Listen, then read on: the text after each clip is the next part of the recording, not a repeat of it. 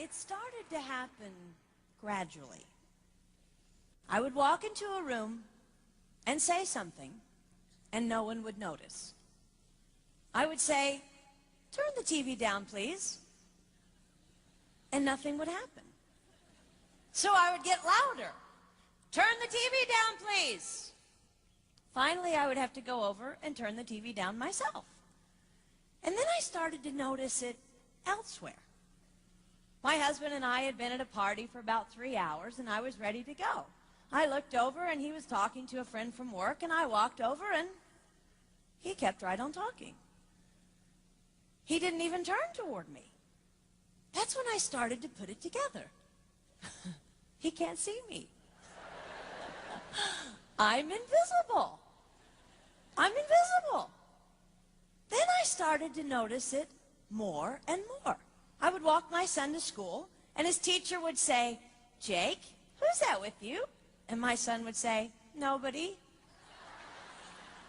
Granted, he's just 5, but nobody? One night, a group of us gathered, and we were celebrating the return of a friend from England. Janice had just taken this fabulous trip, and she was going on and on about the hotels she stayed in. And I was sitting there looking around at the other women at the table. I'd put my makeup on in the car on the way there. I had on an old dress because it was the only thing clean, and I had my unwashed hair pulled up in a banana clip, and I was feeling pretty darn pathetic. And then Janice turned to me, and she said, "I brought you this." It was a book on the great cathedrals of Europe. I didn't understand. And then I read her inscription. She wrote, "With admiration for the greatness of what you are building when no one sees."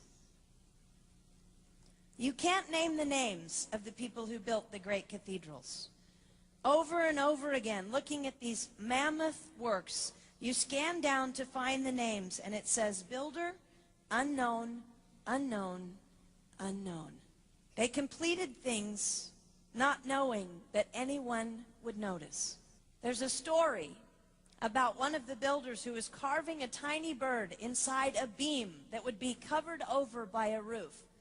And someone came up to him and said, "Why are you spending so much time on something no one will ever see?" And it's reported that the builder replied, "Because God sees." They trusted that God saw everything. They gave their whole lives for a work, a mammoth work, they would never see finished. They showed up day after day. Some of these cathedrals took over 100 years to build. That was more than one working man's lifetime. Day after day. And they made personal sacrifices for no credit. Showing up at a job they would never see finished, for a building their name would never be on.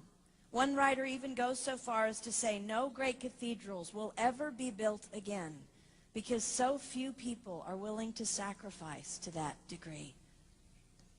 I closed the book, and it was as if I heard God say, "I see you.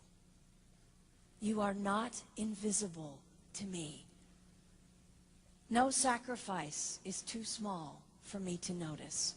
I see every cupcake baked, every sequin sewn on, and I smile over every one. I see every tear of disappointment when things don't go the way you want them to go.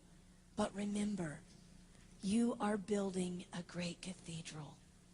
It will not be finished in your lifetime, and sadly, you will never get to live there. But if you build it well, I will."